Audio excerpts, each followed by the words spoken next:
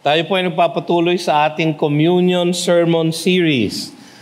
Batid po ninyo yung mga, kung ngayon lang po kayo nakapag-attend ng ating Sunday na services, every first weekend po of the month, ay ginagawa po natin itong Communion Sunday.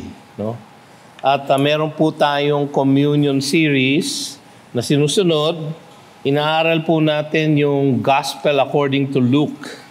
Pinamagatan po natin itong God the Son, Son of Man.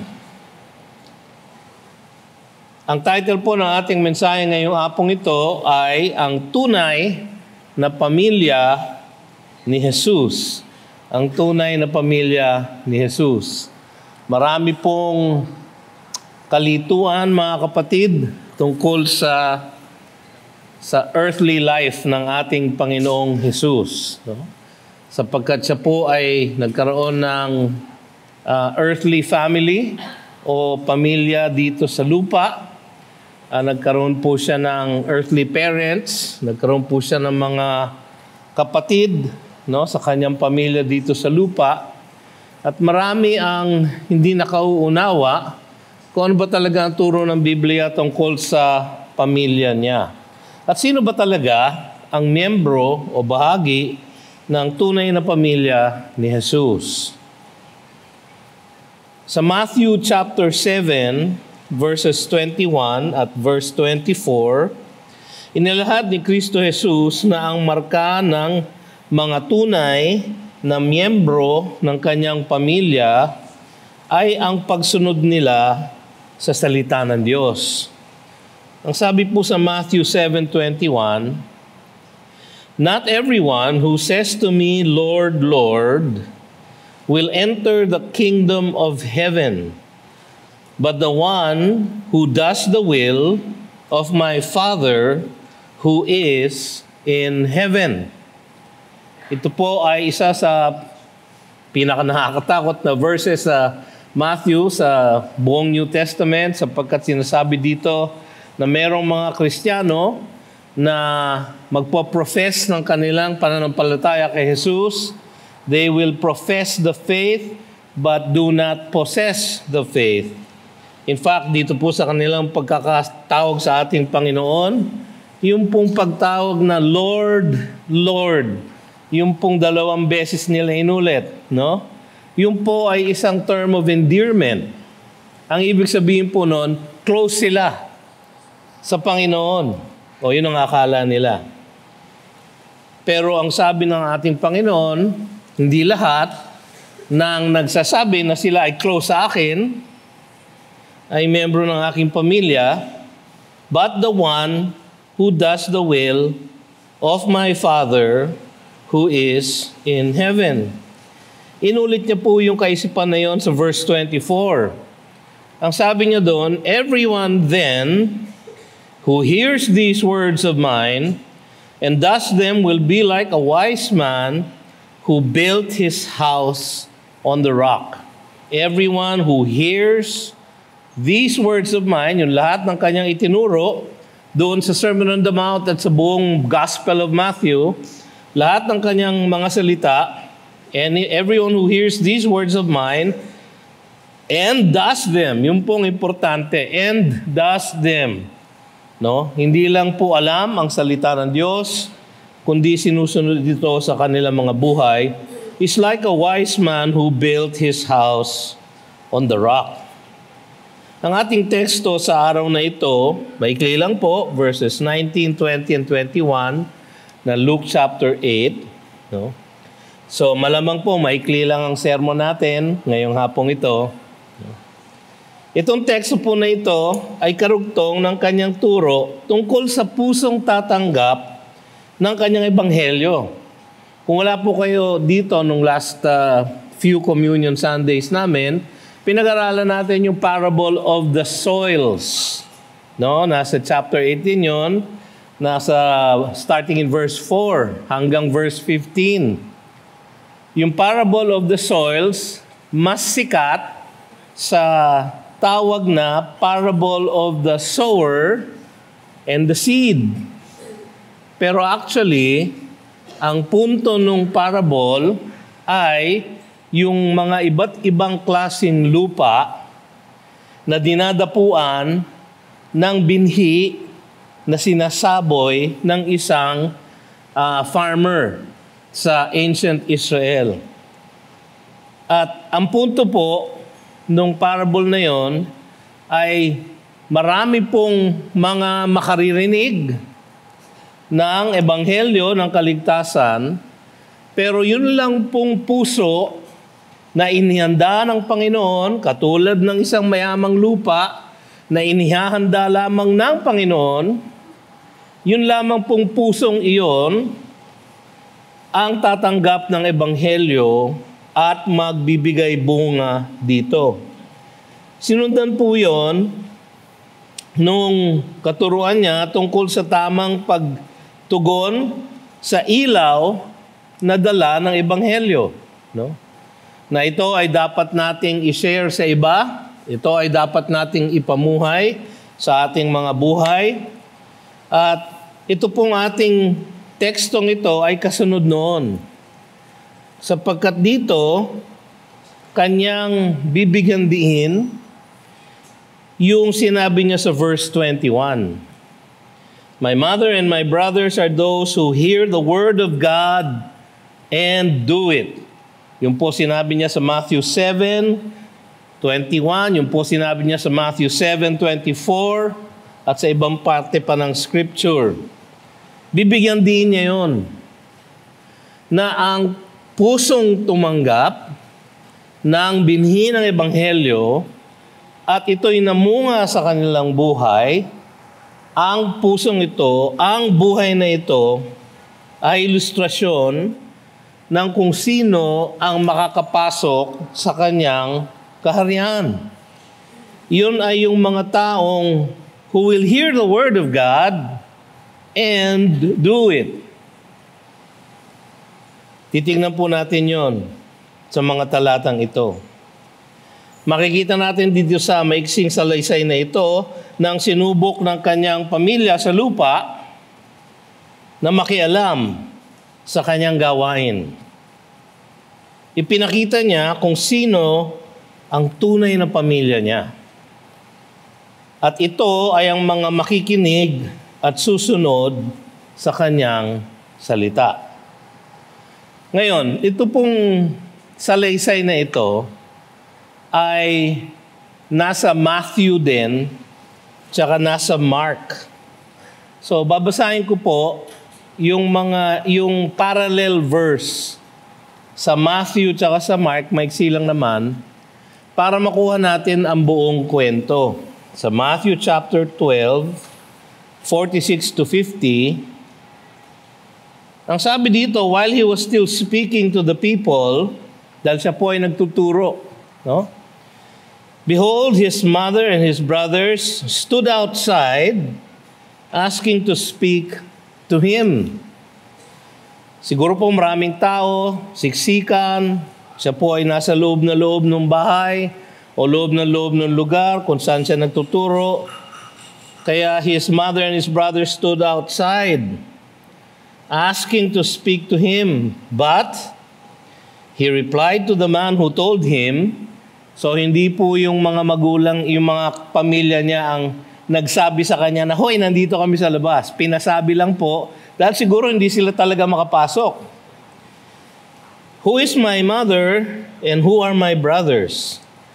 And stretching out toward his disciples, he said, here are my mother and my brothers. For whoever does the will of my Father in heaven is my brother and sister and mother. Same thought. Pareho pong kaisipan. May konti lang pong mas maraming detalye dito sa Matthew chapter 12. Sa Mark chapter 3, meron din pong record nitong salaysay na ito. Pero meron siyang kaakibat na verse sa verses 20 and 21. Ang sabi sa Mark 3:20 and 21 ay ganito, then he went home. So, nanggaling po siya ulit sa kanyang pagmiministeryo, pagtuturo, pagpapagaling, pagpapakain. Then he went home And the crowd gathered again. Sinusundan po siya palagi ng maraming tao. So that they could not even eat. Sino yung they? Yung kanyang pamilya. Yung kanyang mga kasama. And when his family heard it, they went out to seize him. No? So balak nila ay gumawa ng isang, ang tawag natin dito ngayon, intervention. No? Balak nilang kunin si Jesus, for they were saying, he is out of his mind. Oh, meron dagdag na detalye sa Mark. No? Ang inaakala pala ng kanyang pamilya ay siya ay nasisiraan na ng bait dahil sa kanyang ginagawang ministeryo at sa kanyang itinuturo. Sa verses 31 to 35 na Mark chapter 3, mababasa din natin yung version ni Mark nung salaysay na ito. Ang sabi doon, and his mother and his brothers came, and standing outside, they sent to him and called him. So nagpasabi sila. And the crowd was sitting around him, and they said to him, your mother and your brothers are outside seeking you. No? So hindi po siguro to naiiba, halimbawa, doon sa, siguro karanasan ng iba sa atin, no? Kayo'y nagtuturo sa isang classroom, tapos dumaan ng nanay at tatay nyo, no? Proud na proud siguro sila, o di kaya galit na galit, no? Kasi meron kang ginawa na mali, nakatayo sa labas ng classroom, ang sasabihin ng mga tinuturuan nyo, ay, sir, nandyan ang nanay at tatay nyo. So parang ganun po yung eksena. No? And he answered them, who are my mother and my brothers? And looking about at those who sat around him, yung mga nakikinig sa kanyang mga salita, sa kanyang pagtuturo, here are my mother and my brothers. Tinuturo niyang ganyan. For whoever does the will of God, he is my brother and sister and mother. So dito sa mga salaysay na ito, ipinapakita ni Jesus na merong diferensya, no? Yung kanyang pamilya sa lupa at yung kanyang pamilya sa langit. Yung kanyang earthly family at yung kanyang spiritual family. Siguro po yung iba sa inyo nakaranas ng ganito, na sa inyong earthly family, no, maaring baka kayo lang ang Kristiyano. No? Yung iba, ibang relihiyon. Pagka ganun po, kung minsan, parang kayo'y nahaapi sa loob ng inyong sariling pamilya. Yung mga sarili ninyong kadugo. No? Ako po, hindi ko po naranasan yan. Hindi dahil mabait po ako. Pero dahil po ako ipinanganak sa isang pamilya na puro Kristiyano na. No? O at least, professing Christians, kumbaga. No? Pero lahat nga ng aking parents, tsaka mga kapatid, ay mananampalataya kay Jesus. Kaya wala po akong ganitong pressure. No? Pero yung iba sa atin, hindi ganon ang sitwasyon. Makikita natin mamaya na si Jesus, kahit na siya ay merong earthly family, yung kanyang earthly family, karamihan sa kanila ay hindi naniniwala sa kanya. So datapwat, sila ay may distansya. So yung kanyang earthly family ay iba sa kanyang spiritual family. Sa kanyang spiritual family, parang sabi niya, ito ang talagang pamilya ko. Nakikinig sila sa aking mga katuruan, naniniwala sila sa katotohanang taglay ko mula sa Diyos, at sinusunod nila ang mga katuruan ito. Sila ang aking spiritual family. Mas malapit ako sa kanila. Yung iba sa inyo, ganun din ang katotohanan sa inyong buhay. Siguro marahil Meron kayong spiritual family dito sa GCF. Siguro meron kayong growth group, no?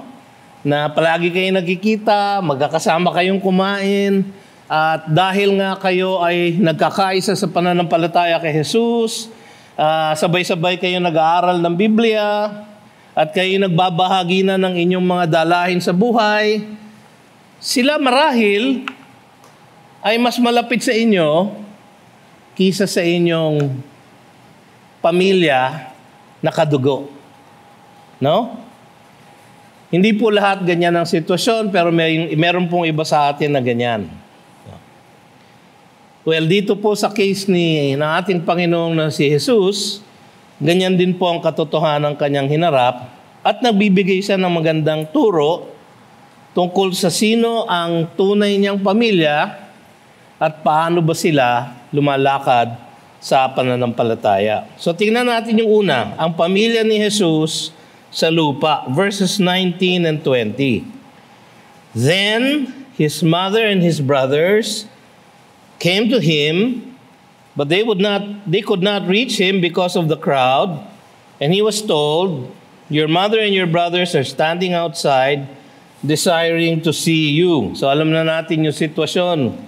Siya ay nagtuturo din at nangangaral. In fact, sa Luke, yung version niya, inilagay niya itong kwentong ito pagkatapos nung parable of the soils. Sa Matthew and Mark, itong kwentong ito ay nauna sa parable of the soils. Huwag po kayong maabala doon sa difference na yon, sapagkat pareho po ang konteksto, magkakalapit po sila sa kwento. So sabi niya, then his mothers and his brothers came to him. Mga kapatid, nakalahad dito ang katotohanan tungkol kay Mary at ang mga kapatid sa laman ni Jesus. No? Marahil po, merong ilan sa inyo ang nagmula siguro sa relihiyong Roman Catholic Church. No? At meron po akong sasabihin na katotohanan na baka pong maka-offend sa inyo. Kaya ako po'y nagpapasingtabi na. No? Ang aking pong pakay ay ibahagi ang katotohanan ayon sa banal na kasulatan. Wala po akong sama ng loob sa Roman Catholic Church. No? Ako po'y lumaking protestante, so wala po akong experience sa iglesyang yan, no? Ang aking misis, siya po ay lumaking Katoliko, no? Ang aking pong in-laws, lahat po sila ay Katoliko Romano. Ang kanilang family name, by the way, ay Romano, no? So Katoliko na sila, Romano pa, no? Yan po ang talagang family name nila. Pero meron po akong i-share sa inyo na baka po maka-offend sa iba. At kung ito po ay i-share nyo sa mga kaibigan nyo sa Roman Catholic Church, huwag nyo naman bibiglain. No? Dapat medyo dahan-dahan, bigla. No? Dapat ganun po yung pag-share nyo. Ito po ang una. Makikita natin dito na nagkaroon ng normal na pag-aasawa si Joseph at si Mary. No? Normal po ang kanilang marriage. Isang lalaki, isang babae, nagsama, nagtalik, nagkaroon ng mga anak. Sa Matthew chapter 1 verse 18. Pag binasa po natin yung verse na yun, ang sabi doon, "Now, the birth of Jesus Christ took place in this way. When his mother Mary had been betrothed to Joseph, before they came together, she was found to be with child." Pag ang kwento po sinabi, before they came together, ang ibig po sabihin nun, ang implication po nun, they came together after. Meron pong after. Kung may before, merong after. At makikita natin sa ebidensya ng banal na kasulatan na sila po ay naging normal na mag-asawa, no? Sa Israel noong mga araw na iyon. Nagkaroon sila ng ibang anak, no? Nagkaroon sila ng ibang earthly children. Sa Matthew chapter 13 verse 55, nung si Jesus po ay nagtuturo sa kanyang hometown at namamangha yung kanyang mga kabarangay sa kanyang galing, ang wika nila, "Is not this the carpenter's son?" No? Hindi ba ito yung anak ni Joseph na karpintero? No? So siguro familiar sa kanila, baka meron pa siyang ginawang bangko sa bahay nila. O di kaya siya ay gumawa ng isang lamesa, no? Na kanilang gamit sa kanilang mga tahanan. Is not this the carpenter's son? Is not his mother called Mary? By the way, yung pangalang Mary po ay very common nung panahon nila, no? Parang Juan de la Cruz, no? Sa atin. Is not his mother called Mary? And are not his brothers James and Joseph and Simon and Judas?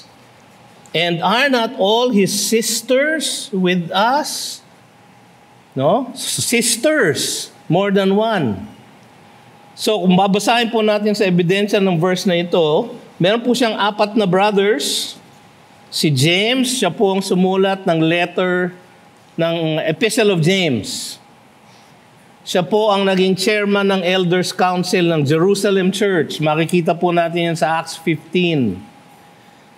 Meron din siyang kapatid na Judas o Jude. Yung pong pangalan na yon ay very common din nung panahon na yon. Si Jude po ang sumulat ng Epistle of Jude. So dalawa sa kanyang utol ay New Testament writers din. Pero nagkaroon sila ng mga anak sa kanilang pakikipagsama. Sa Mark chapter 6 verse 3, pareho din po ang sinasabi doon, is not this the carpenter? The carpenter, siya mismo ay karpintero. Is not this the carpenter? Hindi the carpenter's son, kundi siya po ay karpintero din, sapagkat hindi naman po kakaiba noon na yung craft ng iyong ama ay iyong maging craft din, kasi yun ang ituturo ng tatay mo sa'yo. Is not this the carpenter? So karpintero po ang ating Panginoong Jesus. Meron po bang karpintero dito? No? Meron? Ay, wala. Sayang, no? Kasi pareho niyo po ang profession ng ating Panginoong Jesus. Karpintero po siya. The son of Mary and brother of James and Joseph and Judas and Simon, and are not his sisters here with us? And they took offense with him. So 4 na brothers, at least 2 sisters. So meron siyang at least 6 na earthly siblings. Yung pong word na ginamit dito, no? For brothers ay adelphos. Siya po ay literal brother, kapatid sa laman. No?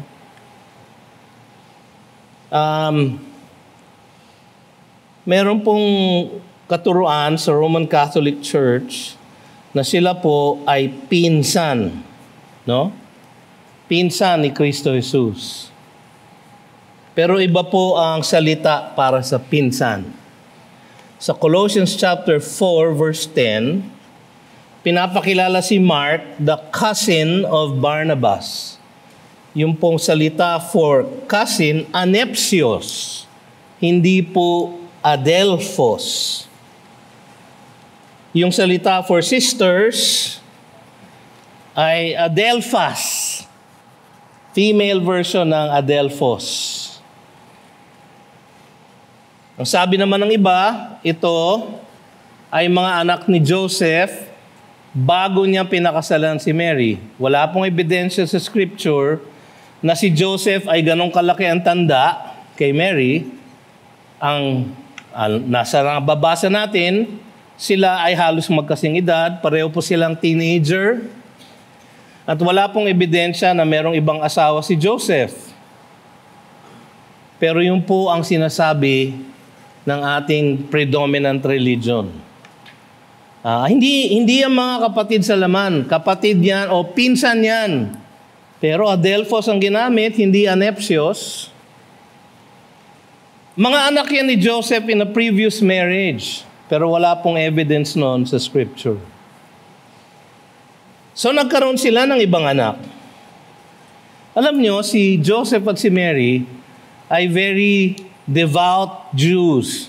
Sila po yung remnant ng mga Hudyo na tunay na nananampalataya sa pangakong kaligtasan na ibinigay ng Diyos sa kanyang bansa.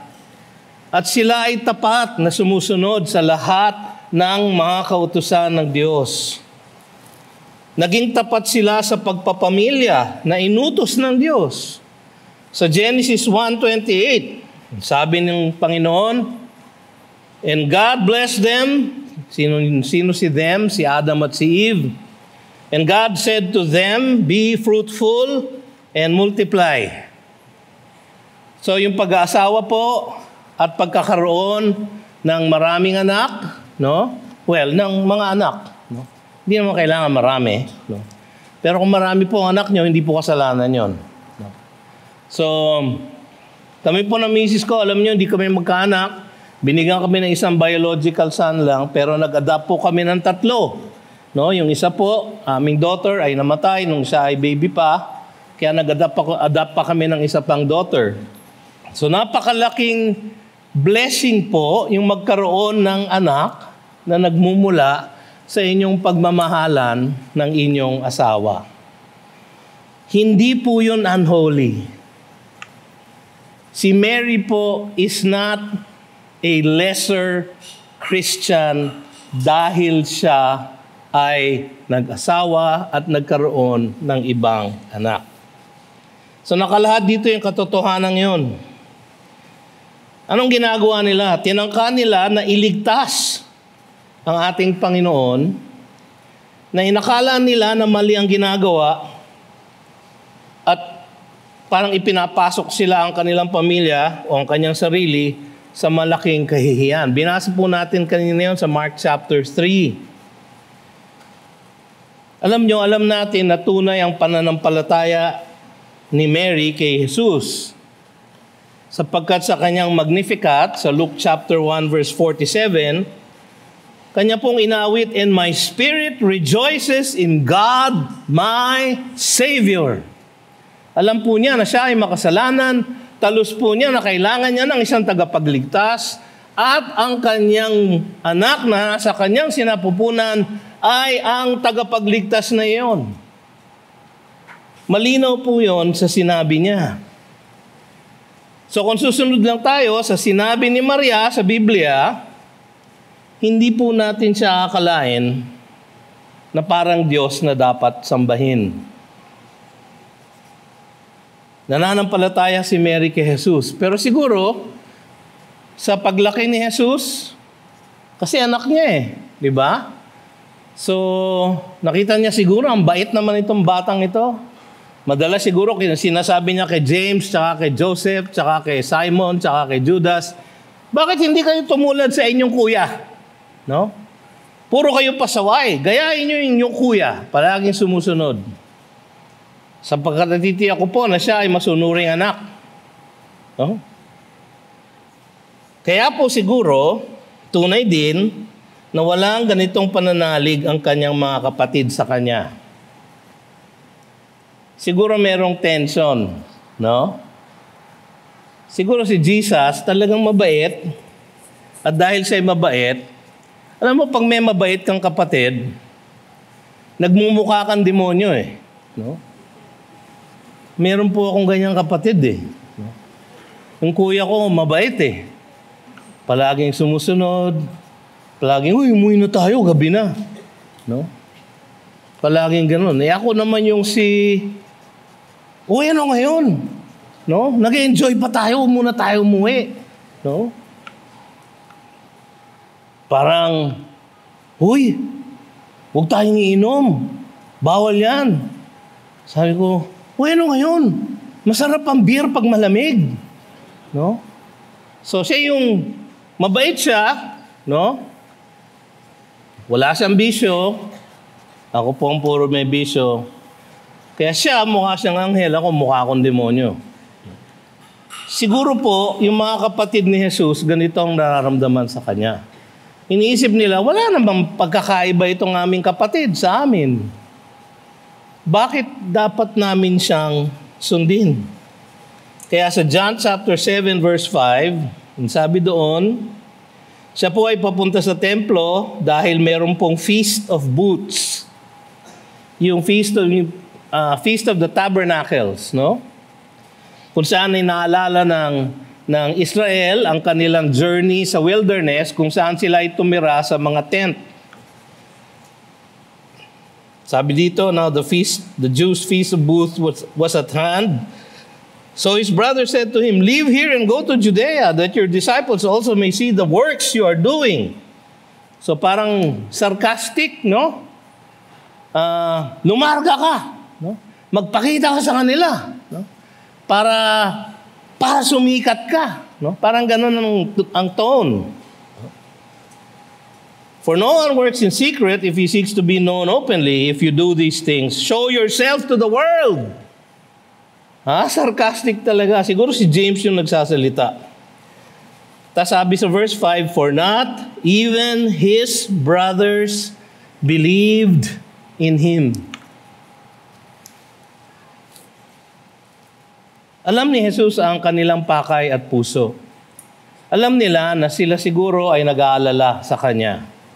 Dahil, una sa lahat, siya po ang panganay sa pamilya, siya ang nag-take over ng responsibilidad na alagaan ang kanilang ina at manguna sa kanilang pamamahay sa pamamagitan ng pagiging karpintero. Pero dahil sa kanyang ministeryo, napapabayaan niya na siguro yung carpenter's bench, yung kanilang workshop. Siguro bumaba na ang kita nila, so kailangan mag-sideline ni James, kailangan mag-racket ni Joseph, kailangan humarang si Simon, kailangan humanap ng hanap buhay si Judas. So lahat sila apektado.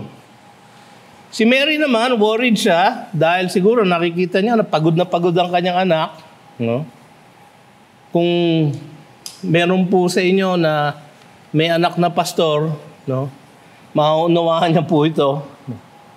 Pagka pagod na, kailangan pa rin mag-aral, kailangan pa rin kumilos, kailangan pa rin gumawa, dumalaw sa ospital, manguna ng memorial, maglibing.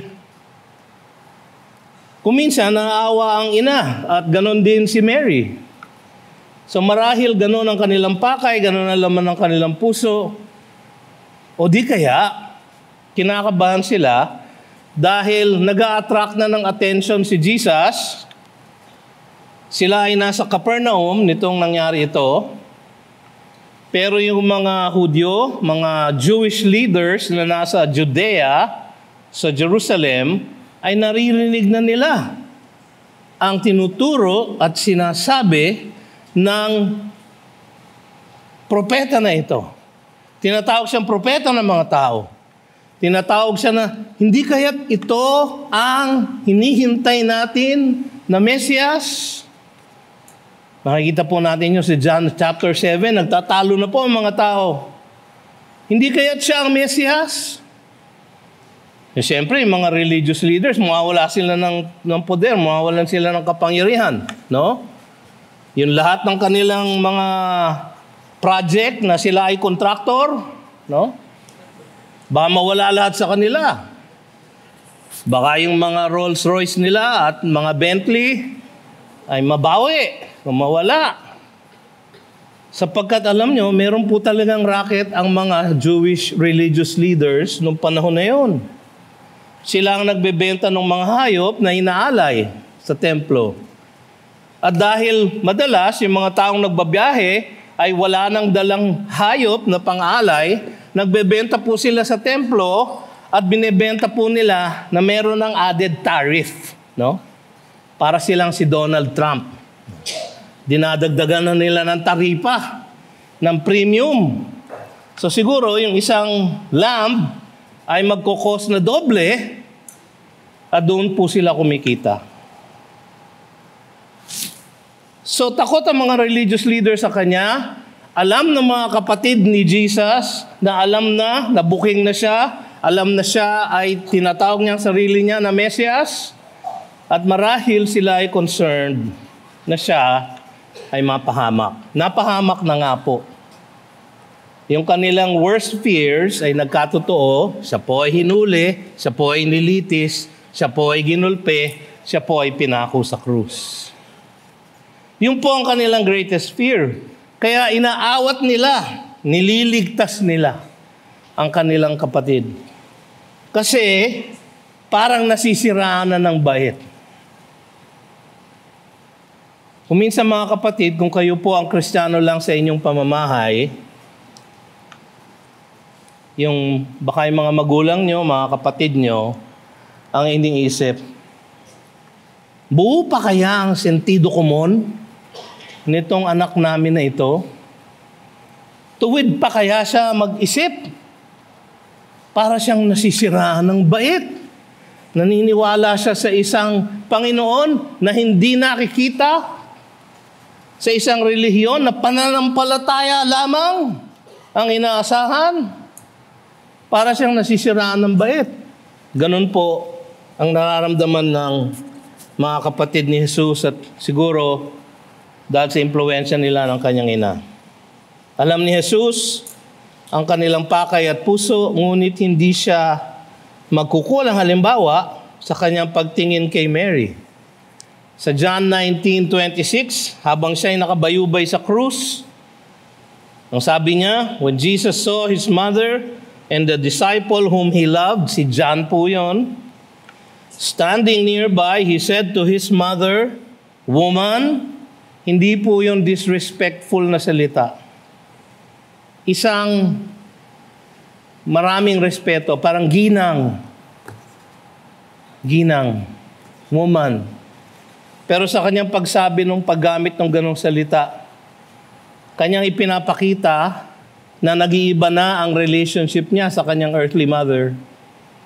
Kahit dito sa episode na ito, yun ang pinapakita niya, na yes, kadugo ko kayo, yes, nanay kita, pero nagkakaiba na ang ating relationship. Sabi niya, "Woman, behold your son." Sabi niya dun sa kanyang disipulo, si John, "Behold your mother." So anong ginawa ni Jesus? Itinagubili niya ang kanyang ina sa kanyang best friend na si John. Bakit hindi sa mga kapatid niya? Hindi nga naniniwala sa kanya. So hindi niya inisip sigurong iwanan sa kanila dahil nga kahit kapatid niya, si James, si Joseph, si Simon, si Judas, mas malapit sa kanya si John, kanyang spiritual brother, kisa doon sa kanyang physical brothers. Nung panahon na yon, hindi pa sila naniniwala kay Jesus. Pero wag kayo, ito, pagdating sa Acts 1:14, sila ay nasa upper room, nananalangin po silang lahat sa pagdating ng Espiritu Santo. Dahil yung pinangako ni Jesus, "And you will receive power, and you will be my witnesses in Jerusalem, in Judea, in Samaria, to the ends of the earth." So hinihintay nila ang paglakip sa kanila ng Diwang Banal. Sila ay nananalangin. Nananalangin din sila ng kapalit ni Judas. So sino sila na nananalangin? All these, with one accord, were devoting themselves to prayer, together with the women and Mary, the mother of Jesus, hindi the mother of God, the mother of Jesus, kanyang earthly name, and his brothers. Actually, yung paggamit ng word doon, Adelphias, and his brothers and sisters. Buo na ang pamilya, mga kapatid, sa upper room. Sapagkat nakita nila sa pamamagitan ng kanilang mga mata na buhay ang kanilang kapatid, na nakita nilang ipinako sa krus, na nalagutan ng hininga, nilibing, at nabuhay na maguli. Dahil doon, silang lahat ay naging mananampalataya. Pero nung panahon na itong nangyari itong episode na ito sa Capernaum, hindi po sila naniniwala kay Jesus. Sila po ay pamilya niya sa lupa. Hiwalay, may distansya. Kahit po si Mary, sa John chapter 2, sila ay nasa Cana. Sabi ni Mary sa kanila, sa kay Jesus, they have run out of wine. So siguro sanay na sanay siya na yung panganay niya ay resourceful. Siya ang gagawa ng paraan. Ako, medyo sumabit itong pamilyang ito. Siguro kamag-anak pa nila. No? So sabi niya, "Huy, Jesus, wala na silang alak." No? Sagot ni Jesus, "Woman, what do I have to do with that? It is not yet my time." Tinawag niyang woman ang kanyang ina. Hindi po disrespectful yun. Yung po ay isang term of endearment, pero malinaw kay Mary na hindi niya pwedeng utusan ang kanyang anak sa lahat ng bagay. Naghihiwalay na ang kanilang kaugnayan. Nagiging iba na ang kanilang pagiging magkapamilya. So yun ang kanyang pamilya sa lupa. Tingnan natin ang kanyang pamilya sa langit. Verse 21. But he answered them, "My mother and my brothers are those who hear the word of God and do it." Sino itong tinutukoy niya na those? Those who hear the word of God. Siguro pareho yun ng mga those na nasa verse 15. Sa verse 15, sabi doon, "And as for that in the good soil, they are those who, hearing the word, hold it fast in an honest and good heart, and bear fruit with patience." So sila yung mga good soil na nakikinig sa salita ng Diyos at sumusunod dito at namumunga sa kanilang buhay espiritual. Ang sa Galatians 5:22-23, inilalahad doon ni Apostol Pablo ang fruit of the Spirit. But the fruit of the Spirit, singular po yon, isang fruit lang, pero maraming aspeto yung fruit na yon, maraming lasa, maraming kulay yung fruit na yon. Pero isang fruit lang po yon, nalalabas sa ating buhay. Ito ang bunga ng Espiritu sa ating buhay. But the fruit of the Spirit is love, joy, peace, patience, kindness, goodness, faithfulness, gentleness, self-control. Against such things there is no law.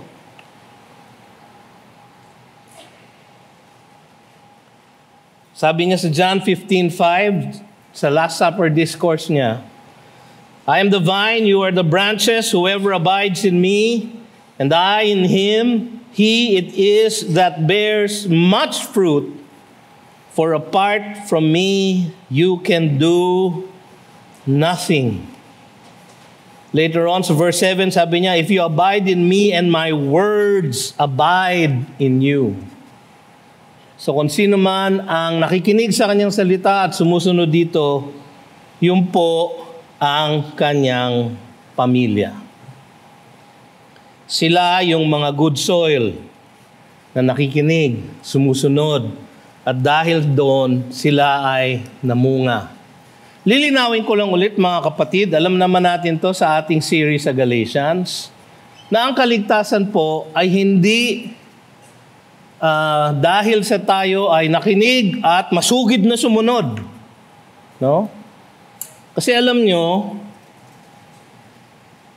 kung tayo ay hindi tunay na mananampalataya, kahit yung pakikinig, hindi po natin kayang gawin.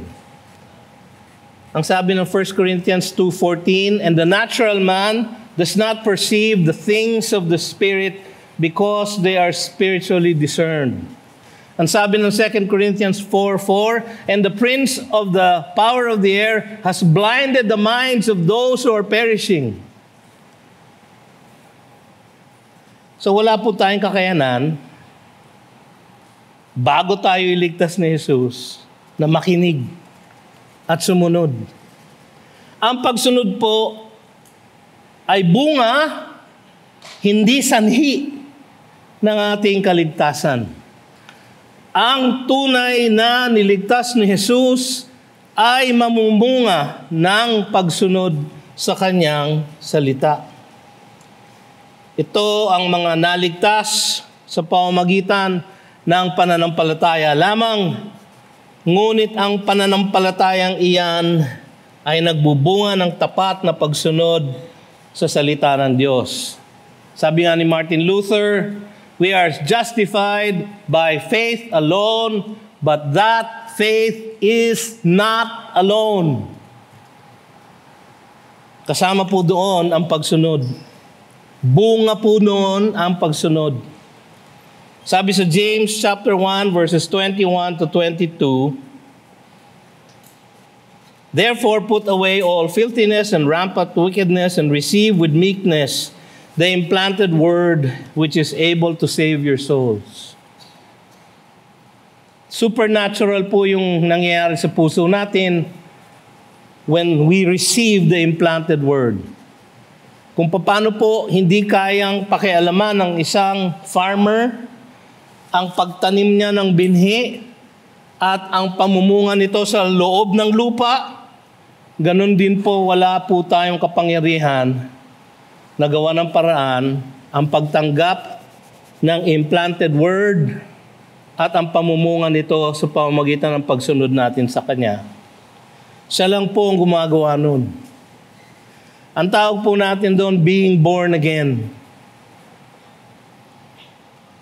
Tapos ang sabi ni James, ito po yung kanyang kapatid.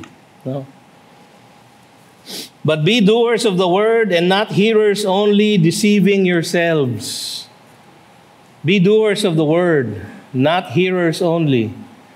Kasi kung kayo ay hearer lang, ang sabi ni James, wala kayong niloloko kundi kayo rin. Sabi sa John 15:14, you are my friends if you do what I command you. No longer do I call you servants. You are my friends if you do what I command you. If you love me, you obey my commandments. Sabi ni Kristo Jesus. Isang tanda ng pagiging tunay na ligtas ay nasa 1 John chapter 2 verse 3. And by this we know that we have come to know Him. No? Ang ayaw natin, yung di natin kilala talaga si Jesus. We know about Him, but we don't know Him. Anong tanda, Pastor? That I know Him and that He knows me. If we keep His commandments. Yung power to obey ay binigay sa atin ng Diyos sa pamamagitan ng Kanyang Holy Spirit. Ang pamilya ng Diyos sa langit, ni Kristo Jesus sa langit, sila ang nagtayo ng kanilang buhay sa tamang pundasyon at hindi mapapahamak kailanman. Binasa po natin ang isang bahagi nun kanina sa ating pag-uumpisa, Matthew 7. So verse 24, everyone then who hears these words of mine and does them, so hears and does. Hears these words of mine and does them will be like a wise man who built his house on the rock. And the rain fell, and the floods came, and the winds blew and beat on that house, but it did not fall because it had been founded on the rock. Ang pundasyon po natin mga mananampalataya ay si Kristo Jesus. He is the rock. At kung tayo ay makikinig sa Kanyang salita at susunod sa ating mapapakinggan, ito po ay tanda, marka, bunga ng isang tunay na nakapagliligtas na pananampalataya. Yan po ang tunay na assurance of salvation. kapag nakikita natin yung fruit of the Spirit sa ating buhay. Alam nyo, kahit na ipilit nyo, hindi nyo pwedeng pilitin lumabas ang fruit of the Spirit sa inyong buhay. Love, joy, peace, patience. Patience lang po, talo na po ako eh. No? Patience. Wala po akong patience eh. Pag pinindot ko po yung elevator, paakyat, hihintayin ko ng 3 seconds. Pipindutin ko ulit. Baka sakaling bumilis. Marami po sa atin ganon, di ba? Impatient. Love, joy, peace, patience, kindness, gentleness. O yun na lang huli, self-control. Meron po ba sa aking pangangatawan na ebidensya ng self-control? Wala po, di ba? Kaya po ako ganito kalaki. No? Dahil wala nga po akong self-control. At yung iba sa atin, walang self-control sa ibang bagay. No? Baka kayo, wala kayong self-control sa pag-i-scroll. Maya't-maya na lang, ganyan ang buhay nyo, ganyan. Nag-i-scroll. Aba, teka muna, selfie. No? Makakarating ka sa iyong paroroonan. Uy, bagong lugar ito, selfie ulit. No? Baka po yung inyong self-control ay doon. Kahit na anong pilit natin mga kapatid, hindi natin pwedeng pilitin ilabas ang fruit of the Holy Spirit. Sapagkat yan po ay fruit of the Holy Spirit. Hindi po ng ating sariling gawa. Kaya po mga kapatid, ang pinakamahalagang tanong na kailangan nating sagutin sa buhay na ito ay ito. Tayo ba ay bahagi na ng pamilya ng ating Panginoon sa langit? Tayo ba ay kasama dun sa good soil na tumanggap ng kanyang ebanghelyo, nakilala ang ating pagiging bankrupt sa ating spiritual na buhay at tumawag, humingi sa kanya ng kanyang habag at awa?